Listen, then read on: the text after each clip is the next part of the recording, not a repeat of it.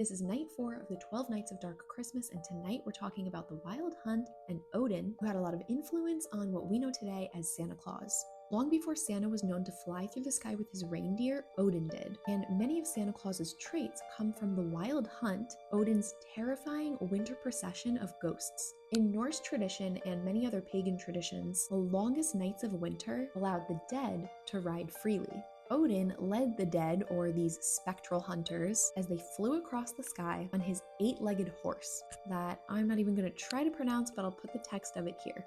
People would leave out hay, grain, and treats to appease Odin and his horse and keep the spirits from entering their homes, which is said to be the origin of leaving cookies and milk out for Santa Claus. The Wild Hunt was something that was very feared by people. Today we think of Santa Claus and his reindeers as something that you want to see and want to happen. It has positive connotations, but the Wild Hunt and Odin were very feared, and a raging winter storm meant that the hunt was passing by overhead. Anyone caught outside risked being snatched up by Odin, lost, or even transformed into one of the dead riders. So instead of Santa Claus and his reindeer, it was basically Odin and his horse and a bunch of undead ghosts, spectral hunters, hunting people. But when Christianity arrived and kind of pressured everyone into converting to Christianity, Odin's frightening winter presence softened a little bit and the legend was watered down. Some people think it directly influenced the legend of Santa Claus, a bearded man who rides through the sky with his reindeer, rewarding children for good behavior. People think that the horse or the undead became the reindeer,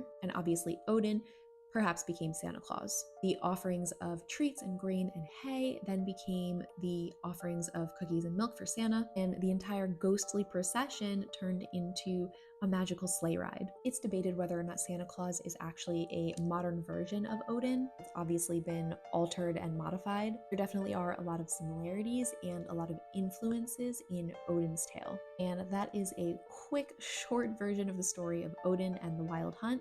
Stay tuned for the remainder of the 12 Nights of Dark Christmas, where every night we're talking about a different ancient legend or piece of lore that has to do with the Christmas holiday. Also, don't forget to check out nights 1, 2, and 3. Follow for more haunted, spooky history, true crime, and all things horror and Halloween.